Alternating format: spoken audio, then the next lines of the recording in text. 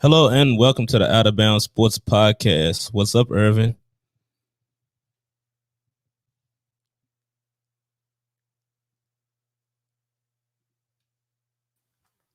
Hey, what's up, man? How you doing, Corey? You ready for this? Man, I'm ready to get started, man. A lot of exciting stuff to talk about today. Oh yeah, man, I'm pumped. I'm ready. This last weekend just shocked me. Yes, it's been a lot of big topics, man. I couldn't wait to start the show today, and it's Tuesday, and we got some out of bounds stuff going.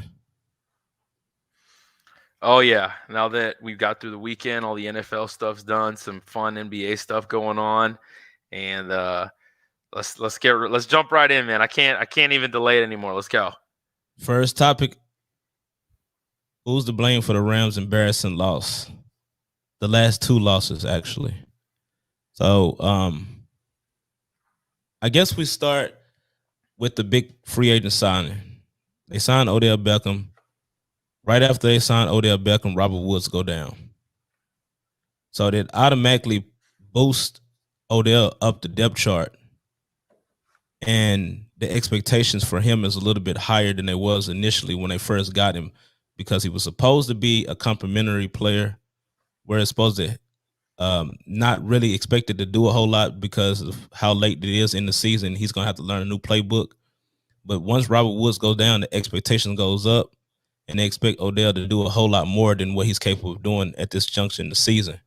What are your thoughts about the embarrassing loss yesterday to the 49ers, and what do you think about their playoff expectations as they move forward?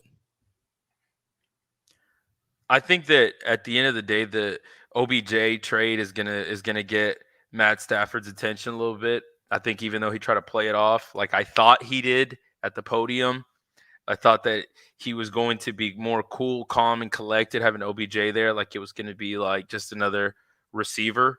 And and Sean McVay obviously came out immediately, first play of the game. We're going to Odell, nice little curl route, picks it up, little first reception. They kind of get things going for him.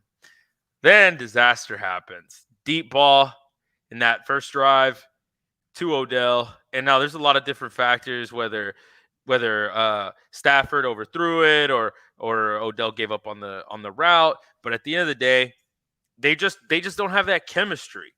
And I don't understand why this offense and this coaching just staff just decided to do something like that, to throw a play in there having no chemistry between Stafford and Odell to throw in there. It was just bad coaching, and that's just going into my point and my overall answer on this topic is just bad coaching. The game plan was off. I don't understand why Ramsey was hardly ever on Debo. I don't understand. I mean, I get it, right? Aaron Donald and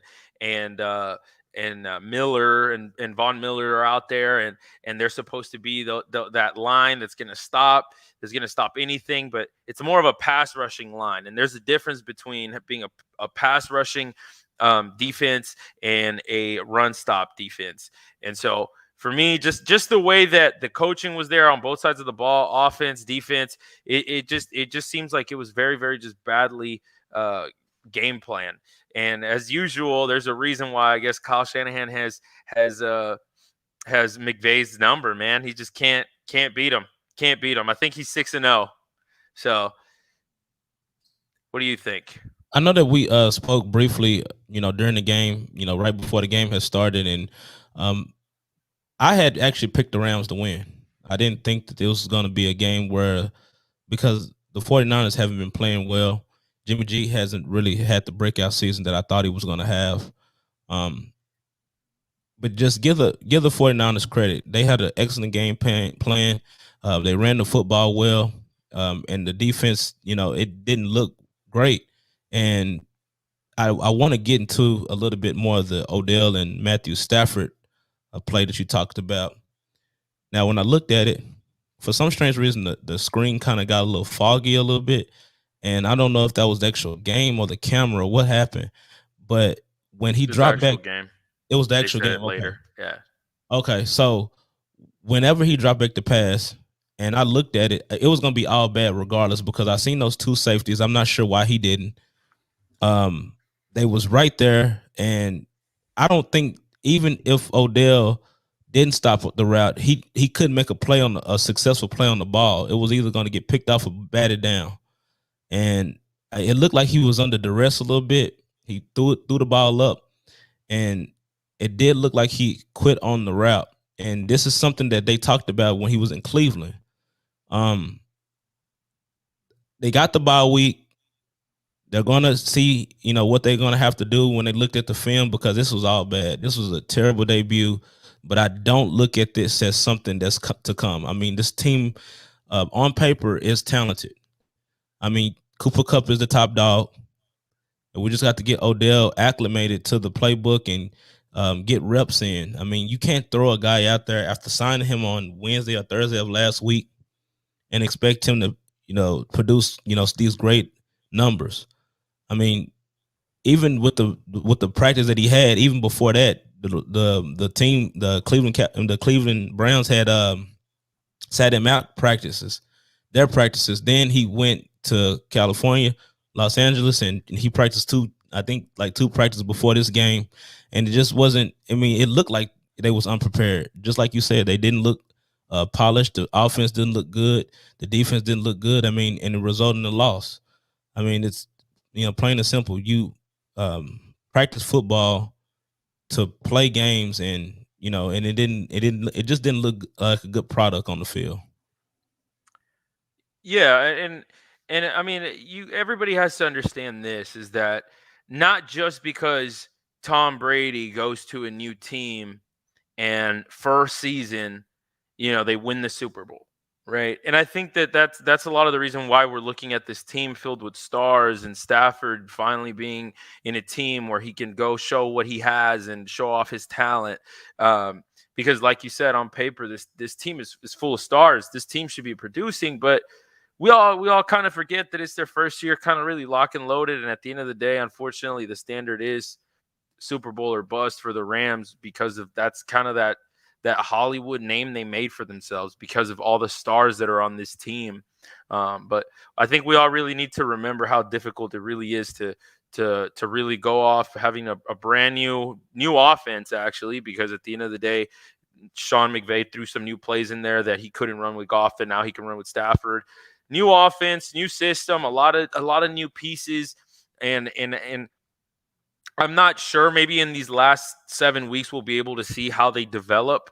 But obviously that's just the skill that Tom Brady has, and he's a GOAT for a reason. So 2 receptions for 18 yards. I mean, that's abysmal. I mean, hopefully they can get it together. I would love to see exactly what this team had to look like with Robert Woods, OBJ, and Cooper Kupp, but we're just going to have to wait to see that next season, and they're going to have to just roll with the troops that they have. The next topic in the NFL, we're going to talk about Mac Jones and the New England Patriots. They steamrolled the Browns this past game. Mac Jones is looking better by the snap. He looked like, a player that's on a mission. He looked like he can, be the offensive rookie of the year. What do you think about that? who? Mac Jones, baby. You know it, man. He's making a great case for himself.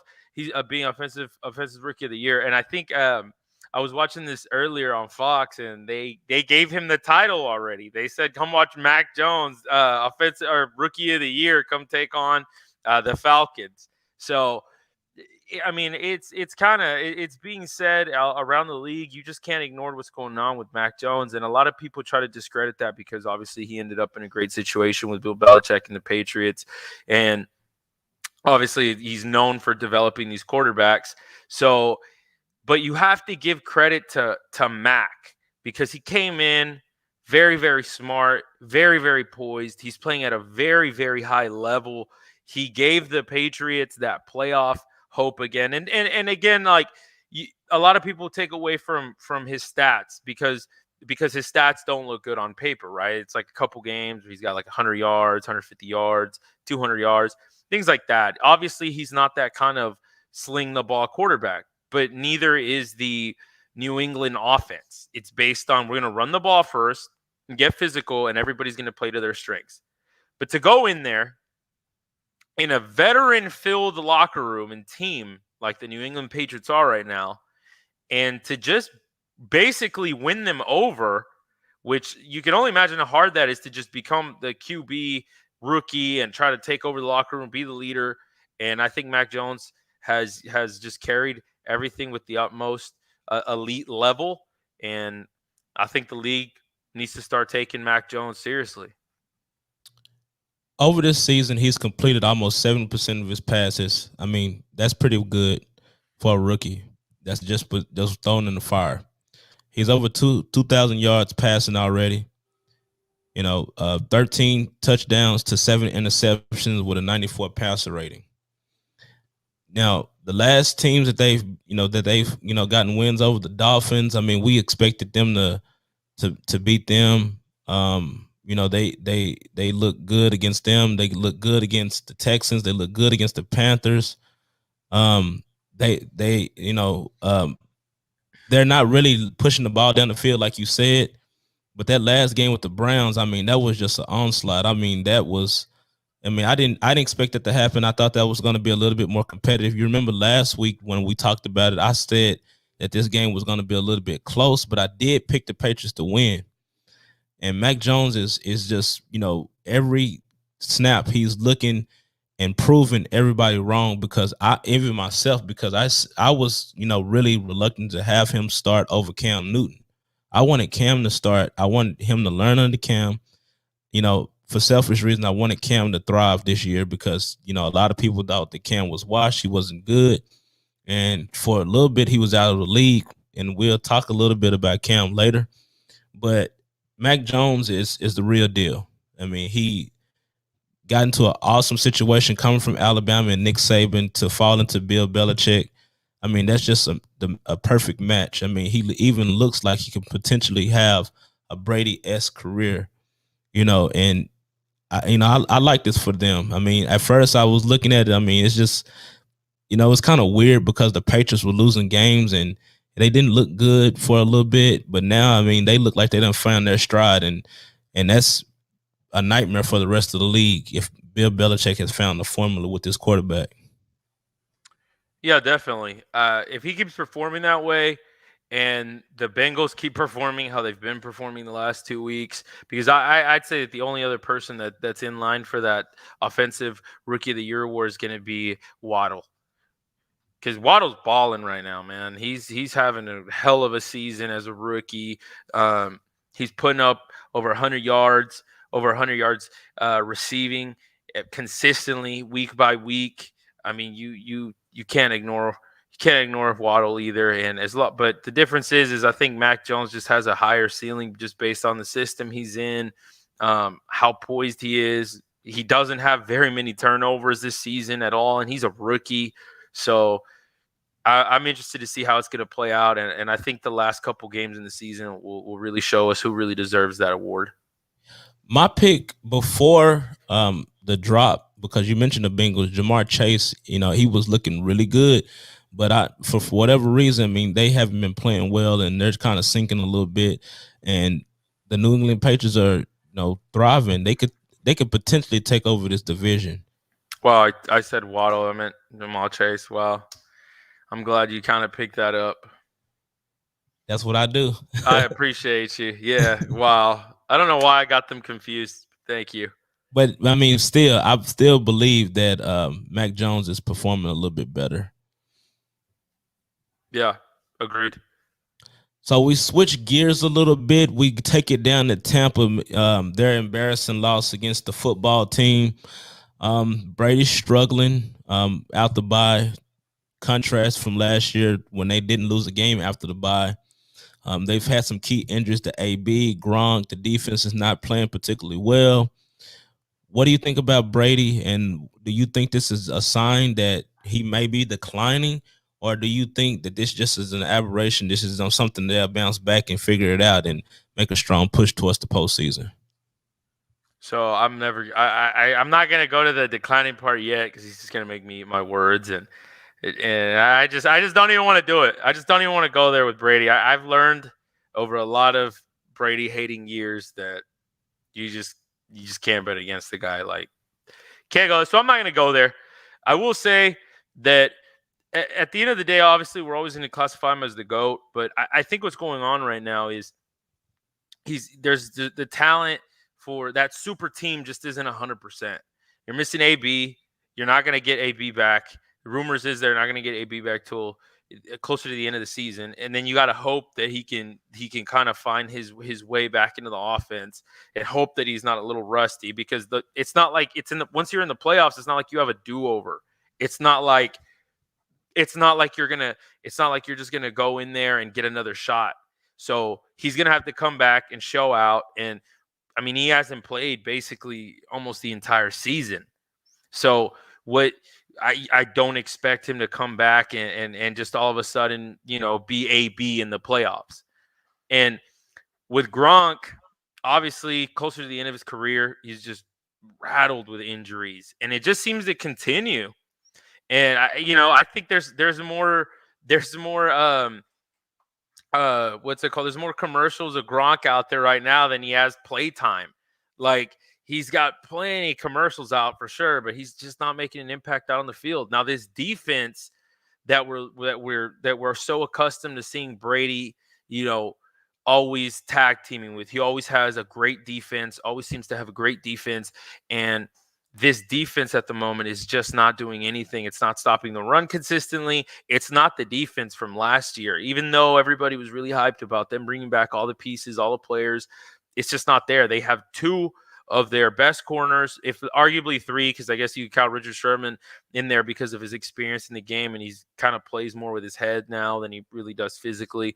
But you have all that secondary just completely drained, and on top of that, you have no run stop. And ultimately, when you don't have all those pieces, it forces Brady to play a little bit different than he would if they were rocking at 100%.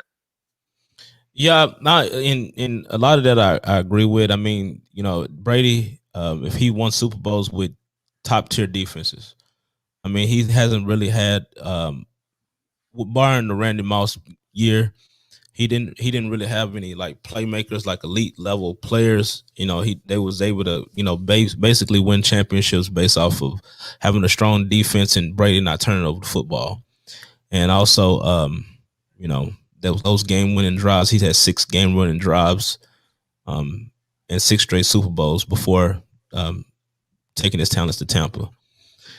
Now, AB is a big piece. I mean, they went out and got AB, and we know that him and Brady's chemistry are second to none, and we know the relationship that he has with Rob Gronkowski.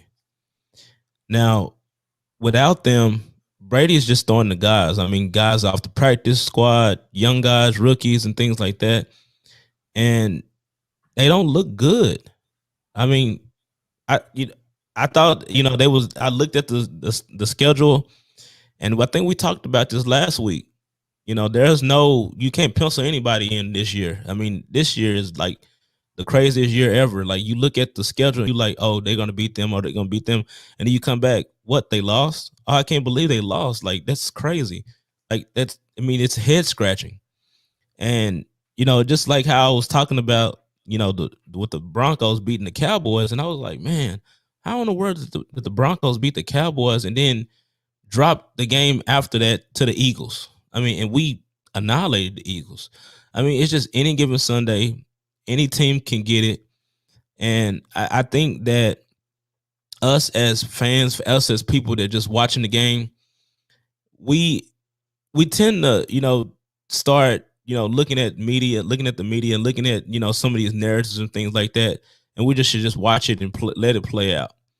Now, it's fun to debate and talk about it, but I mean, this season right here is just one of the craziest seasons I've ever seen. And I think that Tom and the Buccaneers are going to get it right, but without Gronk, AB, and the defense, I don't see them repeating as champions. That's just my opinion. I mean, the NFC is tight. I don't even think they're going to be a top seed, because I mean, there are so many different teams playing well, and they're going to have to tighten up a lot of different things, particularly that defense. That defense is struggling. They have a lot of pieces that are out. The secondary, is not good.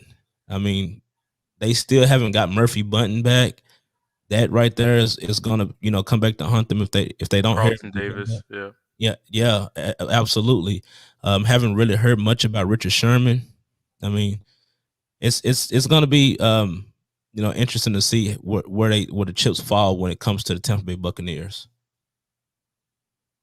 Yeah, and it's like you said. I mean, we're seeing one of the, in my opinion, it's one of the greatest. Hey, what's up? How you doing, Kendrick? Kendrick, We're what's going on? one of the greatest seasons in the NFL, in my opinion. It's one of the most entertaining ones, and what's crazy was my brother. Shout out to him. He was talking about how the the schedule for the Tampa Bay Bucks was almost too easy. He was like, man, he's like, I'm trying to see a situation where how the Cowboys can match the record, and this was back when they were pretty neck and neck. I think they were both like 6-1 or something like that. And he's like, but man, he's like, but Brady just gets all the help. He's got one of the easiest schedules because if you go look at their schedule on paper, it should have been it's almost like just a home run to the playoffs, right? Like there just wasn't really, besides the Bills closer to the end of the season, there just wasn't anybody who really threatened the Bucks. And I think that right now, obviously, New Orleans put on, obviously, because they just have his number for whatever reason. Washington came out, shocked us all. Heineke, came in there like I remember you, Tom. Don't worry, I got something for you today. And so it's gotten more complicated now because of how the NFL has turned into, and like you said, it's going to be interested to see where they go and how far they make it, because I think in today's league, you're going to need that talent. I think it's a different league than what it was before, and I think you need that talent. Absolutely. I mean, AB is a still an elite player. Gronk, even though he's not what he used to be, he's still talented. He's still Brady's favorite red zone target, and we know how he is in the red zone. Highly efficient over the course of his career, and we'll just see how it goes. But right now, I mean, I don't want to say it's panic in Tampa, but I mean it's getting close to I'm starting to kind of worry about them a little bit because I mean you can't get beat by the football team like that. I mean they only got 2 or 3 wins to their name this year, so and then you beat the defending Super Bowl champions in the fashion you did. So we'll see. Next, we're gonna since we're already in the NFC, we're gonna talk about some of the NFC leaders. So Packers, Cowboys, Cards. Who rules the NFC? Cowboys are just behind the Packers and the Cards. The Packers, though they got the win against Seattle, Aaron Rodgers looked a little rusty, but once he need to step up. He stepped up and he looked like Aaron Rodgers. That defense is starting to come along, shut out the Seattle Seahawks, which is the first time in a very long time I don't even think Russell Wilson has been shut out before.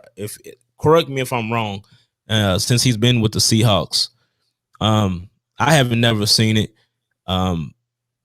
Cowboys got a dominating win, bouncing back from the loss. Cardinals, they did took a loss to the Panthers without Kyler Murray and some of their other offensive pieces. But in your opinion, who is ruling the NFC right now? I think it's going to be, I'm going to give the slight edge to the Cowboys, but I'm going to break it down. And I think with the Cards, the Cards have shown me a lot of different things that I'm not sure what to believe, right? You almost lose to Minnesota. You got lucky. You didn't lose to Minnesota. You get beat by Aaron Rodgers. Yes, it's Aaron Rodgers, but he was playing with basically practice squad third string receivers. He wasn't playing with his dogs out there. That team wasn't 100%. We can give credit to that Packers defense because it's shown us that it is striving towards, if not already, elite. And for me, the Cowboys have just shown us, besides the incident with the Broncos, consistently that this is a well balanced team. I will say that on just based off of the recent performances of the Packers defenses, they're looking statistically better than the Cowboys' defense. But I think the Cowboys, ultimately, that offense is going to be really, really hard for teams to overcome. And when that offense is out there controlling games, putting up points, defense gets to breathe, gets to rest, gets to get better. I think last week, Diggs showed us a little bit that he's starting to control himself, be a little bit more poised. Right, he did get beat, but it wasn't anything crazy down the field, and we got to give credit to him. I think he's heading in the right direction. I hope that he obviously takes this attitude from this game going into this Sunday's game, because he's really, really going to need it, especially if they're going to have him on Tyreek Hill, which I know that every Cowboy fan is dreading, that hopefully he's not. And so, in my opinion, right now, I think the Cowboys are just steamrolling, man. And this Sunday is a statement game for them. I think that what everybody's missing the Cowboys is they discredit their schedule. They discredit their schedule because of the schedule. And if they go into Kansas City this weekend and beat the Chiefs at home, I think it's going to shut up a lot. It's going to shut a lot of people up about this Cowboys team. Shout out to Kendrick. He did confirm that they have not been shut out under Russell Wilson's watch. So thank you for that. Yes, sir. Now, when it comes to the Cowboys, they're going to have to bring their hard hats when it comes to the Kansas City Chiefs. They're going to have to let the dogs out and come and get Patrick Mahomes. They're going to have to line Micah on the line. He's going to have his hand in the dirt. I don't want to see him dropping back in coverage. I don't want him to play anything underneath. I need him to get after Patrick Mahomes. I'm not sure when Tank is coming back. I'm not sure if you know about that. I mean, do you know when they're expecting Tank to come back? See, that's the crazy thing about his injuries is I think he was supposed to come back for this game. I think that's what they had it planned for, and now it's pushing another 2 weeks, I believe. And so, but you guys can correct me, Kendrick. Feel free to assist there.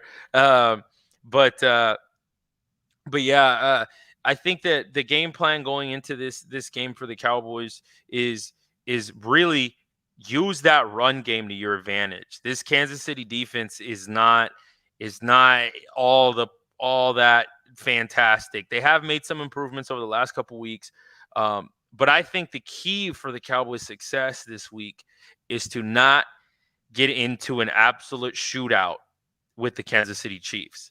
I think what they need to do is go into this game, be physical, establish the run game, and take those deep passes to CD, to Cooper, to Gallup. Use those great offensive weapons that you have, and use them at the right moments. I don't think that the key out here for anybody is to come out to try to show your absolute aerial assault dominance and try to get into a shootout with Patrick Mahomes at Kansas City. Couldn't agree with you more about Micah Parsons. He does not need to be covering Kelsey at all. He needs to be getting after Mahomes, because you're just the way there's levels to this thing, right? And Travis Kelsey is on a whole different level. You do not want Micah Parsons matched up on Travis Kelsey. It's going to be a cookout. So the Cowboys need to go in there, play smart football, not let their egos drive them to get into a shootout, and overall keep the turnovers at a minimum. Let the defense do what it does. And who knows? Maybe Cowboys take it. Now, obviously we're not going to have Randy Gregory. We're not going to have Tank. I'm not sure. We still don't know what his status is. Tyron Smith, I don't believe he played against Atlanta. So that's another piece that, another great piece that we're going to be missing. hopefully, man, these are like knick-knack injuries that they have that's going on. I think Zeke was banged up, but he did play. Um, still, Amari's still battling that hamstring. They're going to need all hands on deck because the Chiefs are coming, and that's going to be our next topic. Just talking about the Kansas City Chiefs and how they're coming along after the rough start, but we'll get to that. But I like the Cowboys' chances, but this test this coming Sunday against the Kansas City Chiefs, if they can pull this off, they might be poised for takeoff. I think, in the words of Michael Irvin, I think if they go into Kansas City and win that game, the Cowboys go in there and win that game, I think you might need to get your tickets. You need to get your tickets because I think if they go in there and they play the same Kansas City team that was in Las Vegas this last weekend and they win, I see that as such a huge boost in just confidence, momentum. It's gonna shut a lot of people up. It's going to shut a lot of people up. I'm reading Kendrick's message too at the same time, but I think the Cowboys need to go in there, play smart football, show what they're about, and this is their biggest test. I couldn't agree with you more. And just like what Kendrick is saying, they got some mojo back in them. All they are hoping for is that Patrick Mahomes is continuing taking whatever the defense gives them, and hopefully Diggs doesn't bite on too many of those hill double moves. Yeah, and I just think that he just watches the ball a little bit too much. I mean, he just needs to, stay a little bit more poised and be a little bit more disciplined when it comes to that. But I don't think either team defense is just elite level defense. I mean, even with our defense, there are some holes. Um, I still think that they can be had, especially with an elite level quarterback like Patrick Mahomes. He's going to expose us. He's going to, try that deep ball. He has the weapons, and we're going to have to be disciplined in that secondary when we have to play elite level quarterback like Patrick Mahomes. Now we stay on the Kansas City Chiefs. It's going to be our next topic. Are they back? I'm not ready to say they're back yet. I think that they need to that for themselves. This is also a big game for them, and I think that's what really just hypes this game up so much more. There's so much on the line for both teams. Kansas City just got first place back in their division. Congratulations to them. Got their first place back. I don't know what's going on with the Chargers. I have no clue, but the Chiefs, they're rolling. I don't want to say it. I want to say it's a little early. I have to see how Mahomes handles the Cowboys. I have to see him do what he did against Las Vegas. See him do it again. I have to. At the end of the day, I'm sure he's got it down. I mean, it's Patrick Mahomes, but at the end of but you have to respect the opposing defense. You have to respect them. You can't just start going back into your usual. Let me throw the deep ball, because the Cowboys saw the same thing that the rest of the NFL. Two high safeties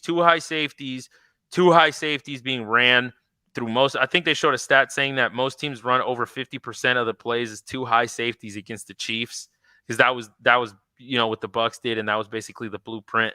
And so if Patrick Mahomes can remain consistent, take what the defense gives them, short passes here, short passes there. He definitely has the people that can make some plays after the catch. So, Travis Kelce just was unstoppable on Sunday against the Raiders. He literally little tosses, little whatever, 15, 20 yards, 30 yards. And again, I think that's just where all the Cowboys have to do is play smart football, keep the ball away from Mahomes, and they do a good job. With the last game that they did play, they beat the Las Vegas Raiders 41-14. Now the Vegas Raiders are, dealing with a lot. I mean, like every week it was like something coming out about the Las Vegas Raiders. But they started off really hot. They started slumping a lot, and then they came back, and then now they're back on the downside side again. But the Kansas City Chiefs beat them 41-14. Patrick Mahomes was sensational. He completed 70% of his passes, over 400 yards in the air, 5 touchdowns and no interceptions. That looked like Patrick Mahomes. That I don't know what we've been watching or what we've been looking at these last couple weeks, especially during that Tennessee game. I was in the garage, and I'm telling the story. I was in the garage, and I turned on the TV in the garage and sat down, and I saw them getting blown out. I saw Patrick Mahomes looking like one of these rookie quarterbacks out there, and Like Patty Mahomes. man, he didn't look good, man. He just didn't look good, and they starting to look like that scary team again. That team that can get crazy hot and go on a run.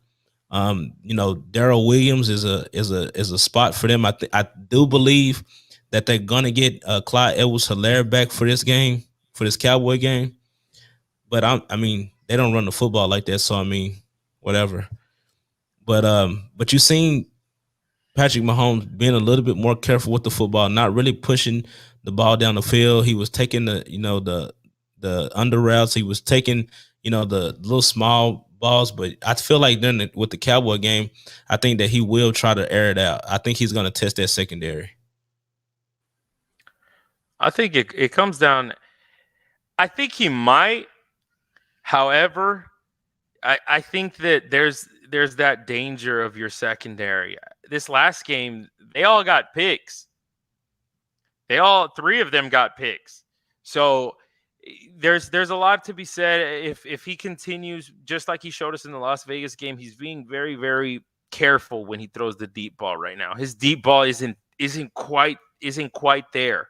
He's kind of it looks like he's kind of scared to throw it deep because he might get picked, so he'd rather overthrow than underthrow type deal. And that's Diggs' magic right there, man. That's Diggs' bread and butter. That's his bread and butter all day. So I don't expect the Chiefs to come out slinging it like that if they want to win this game. I expect them to play the same level of offense that they played against the Raiders. Same short passes, whatever your defense is giving them, and more importantly, with the Chiefs, they just have to believe they can do it. And I think that the greatest the how you stop that confidence is you have to take control of the game early. Yeah, just like Kendrick was saying in the comments below, they have a mediocre defense. So the last thing Patrick Mahomes wants to do is turn the ball back over to this defense because this defense can't get off the field. I mean, this defense is, I mean, he said mediocre, but this defense is horrible. I just think that if they can overcome that defense like they've been able to do over the years, I think that they are poised for takeoff as well. I don't want to. I mean, shame on the NFL for not capitalizing on a remarkable opportunity by keeping this team at bay by basically challenging Patrick Mahomes and making them work for every little thing. I mean, they had an opportunity and they let it get to this point where they're starting to feel themselves again, where they're starting to look like that scary team again. Shame on the rest of the NFL. Oh yeah, it's like I said last week, man. It's just everybody has them in their back pocket. They're just but everybody knew, like everybody just wasn't ready to count them out yet. They just didn't want to say it. Right. So we're gonna hop to the NBA. The Lakers and Russell Westbrook. Oh man, as a resident, I know you love to talk about it. I know. Resident Laker fan on the show. Man, it's been hard to watch. The Lakers are not what I expected at this point. I'm still not ready to push the panic button just yet. And I'll tell you why. I mean, even though Russell Westbrook has not looked good at all. That's putting it mildly. He has not looked good. And he has a turnover problem. He's not efficient with the basketball. You've heard this before. You asked me would they trade him off air. I don't think anybody would want to trade for Russell Westbrook. That's our problem. We're gonna have to fix it.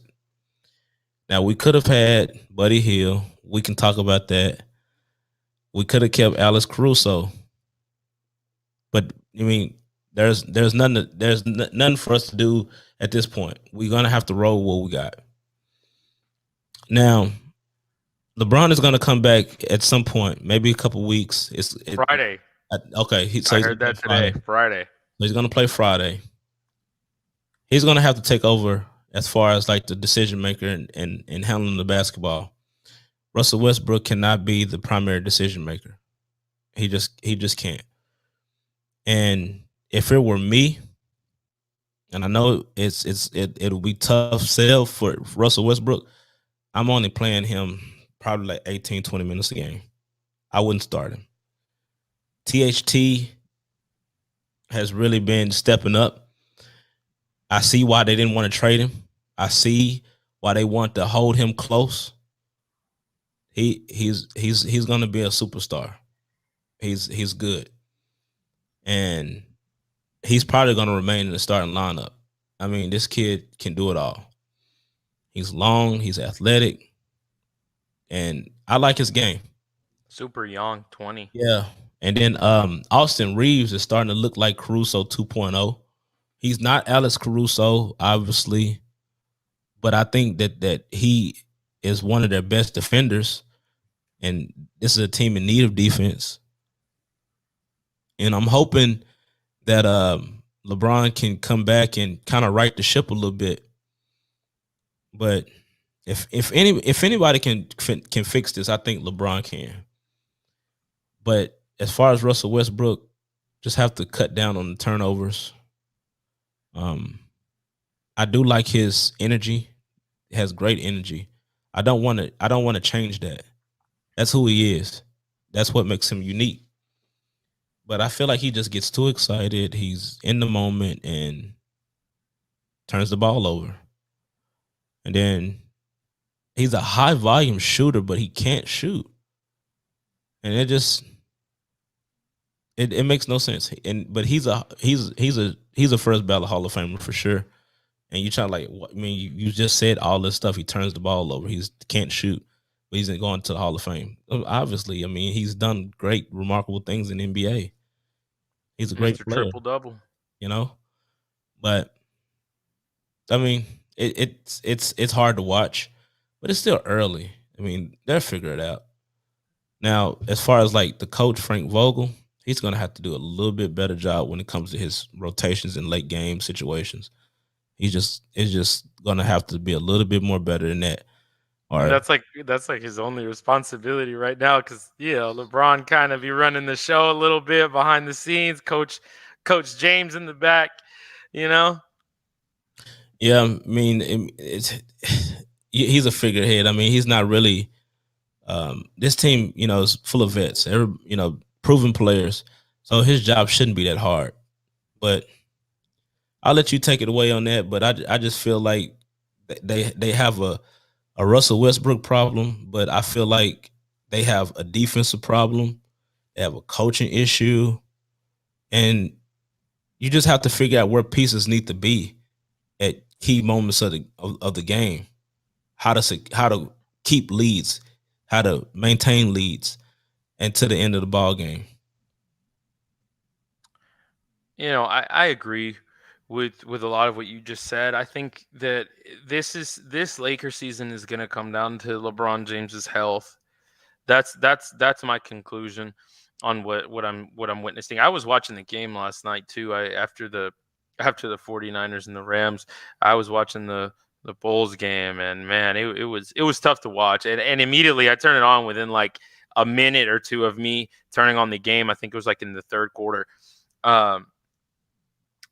You see the turnover immediately by Westbrook. I think they were down 9 at the time.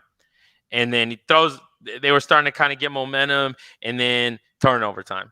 So LeBron being back is going to take over and make all the key decisions. But what happens if LeBron goes down again and he's gone for more weeks? And again, we go back to Westbrook. and you're not even gonna have the option of lowering any of his play time if LeBron isn't healthy. So this team is either LeBron is either going to stay healthy, swallow a lot of the bad, publicity the Lakers are going to get because of all the Russell Westbrook turnovers, and at the end of the day, Russell Westbrook is like Kendrick is saying right now. He is who he is. You can't change him. That's who he is now. So unless LeBron can figure out a way to stay healthy and not, but you can't blame him. The guy's almost 40 and he's out there balling. So, but his health, man, like it's different. It's different than when you're Tom Brady and you're getting to those 40s and you're protected. It's a whole lot. It's a whole lot different than being out there, being physical, playing at full speed, all the athletic moves you got to do, all the jumping, all the spinning. It really wears down the body. And I think that right now, this might be the beginning of LeBron, unfortunately, just getting injuries after injuries after injuries. And if he remains healthy, he might, I don't know, man. I don't know. I just don't, like we talked about it last time, is I just don't see it coming together until it's either not going to happen. And if it happens, it's going to be at the very, very, very close to the end of the season. Like I said, I feel like let's figure out where they at after All-Star. See what the record's at. See how the team's responding. See who's healthy, who's not. Kendrick Nunn's got to come back. LeBron has to come back. I mean, Malik Monk has been a bright spot. He's been shooting. He can shoot. I mean, I like that pickup, and we got him for really cheap, man. I mean, like a player like Malik Monk. I mean, you didn't really hear a lot about Malik Monk because he played in Charlotte, but Malik Monk can shoot, and I like him. Now, but see, you're just in this conversation, you've mentioned 3 players who I think you would feel more comfortable with being out on the floor with the starters than Brody. I mean, he's just. Yeah. I'm not high on him right now. I'm just not. I mean, I'm a Laker fan. Don't get it twisted. You see it. You see it in the background. Don't get. You probably can't see it that well. No, I see it. But let's make no mistake about it. Yeah. I see it. I don't see you hopping bandwagon or anything. I don't see you hopping on the Nets or nothing like that. I see it. It's not a game. I'm gonna go down with the ship, but we're gonna have to figure it out. You got to figure it out. Hey man, if you made it past all those seasons where there's just nothing going on, you can rough this one out. At least we can talk about them, because at first, I mean, it wasn't even no conversation. Don't even bring up the Lakers, man. We went through a horrible stretch after we stopped winning championships with, Kobe and just a bunch of Foot Locker guys. I mean, seriously, a bunch of LA Fitness guys just getting some runs in with Kobe. But man, we're gonna wrap up the show. Final thoughts, man. Final thoughts. I couldn't be more excited for being a part of the show. I know this is just we're 3 episodes in, guys, and Kendrick, while you're here too, I appreciate that you're tuning in and watching us, and I promise you guys, I'm going to personally continue to improve and get better. There's things that I need to get better at. I need to be more to the point, and I hope you guys continue to watch. I think right now we have a great team here between Corey and I. I think that we're really on the same page, and we want to really entertain you guys and bring the best content possible. And it just so happens that we're just in one of the greatest NFL seasons and greatest NBA seasons that we've seen. There's amazing talent out there every day, or every weekend. We get to see some crazy stuff by these athletes, and it's just it just feels good, guys, to be finally a part of something like this. And shout out to Irvin. He's the newest addition to the Say It Again network. just added him to the lineup as a co-host to the Out of Bounds Sports Podcast. Not a lot of people know that you just started podcasting with me on the Out of Bounds Sports Podcast. And, I mean, you look like a vet. You look comfortable. You bring the energy, man. And it's a joy to hear you and get your takes on a lot of these different things, man. Yeah, man, I appreciate it. I appreciate you guys, welcoming me in. I appreciate you, taking a chance on me, letting me on. And, as this grows, I promise the camera will get better. Mike will get better. And I'm so excited of everything to come. And I think there's just so much room for just constant growth. And I hope you guys continue to tune in. It's going to be a great time. When I was first starting out, Irvin, I was doing these podcasts in my closet. I didn't have a really good mic. I mean, it just was. I mean, I just had a willingness to just talk about sports. We had just shut down. Obviously, I work at a gym. We had shut down all the gyms, and I didn't have anything to do. And I started the podcast with very limited equipment. I just had a desire in my heart just to put content out. I was trying everything just to try to gather audiences and things like that. This show was always designed to have two people talking about sports and debating sports. But, my co-host was my cousin, but he didn't really get a chance to, have that same entire energy towards the show. And I kind of had to start the show and take it off on my own. And I always wanted to have another co-host, but I never really could find the consistency or even the chemistry with other people like we have right now. And I think that the show is going to get better. I think that you bring good energy. I think that you're very knowledgeable, and it's a joy to have you on the show. Hey, man, I appreciate it. I'm blessed, man. I'm blessed. Hope you guys keep tuning in. That's it for me, guys. I mean, Corey. That's it for me. Catch you on the next one. We should be back here on Friday, correct, Irvin? Oh, yeah. More stuff to talk about. And we're going to talk more about the NFL and the NBA. And Tuesdays and Fridays are our days that we're going to air the show. We have that set in stone, not unless anything breaking news comes out and we decide to hop on and do a breaking news show. But we're going to be consistently on Tuesdays and Thursdays. Make sure you check us out. Thank you for listening, and good night. Bye, Kendrick. See you, buddy. Love the Out of Bounds Sports Podcast? We'd love for you to subscribe, rate, and give a review.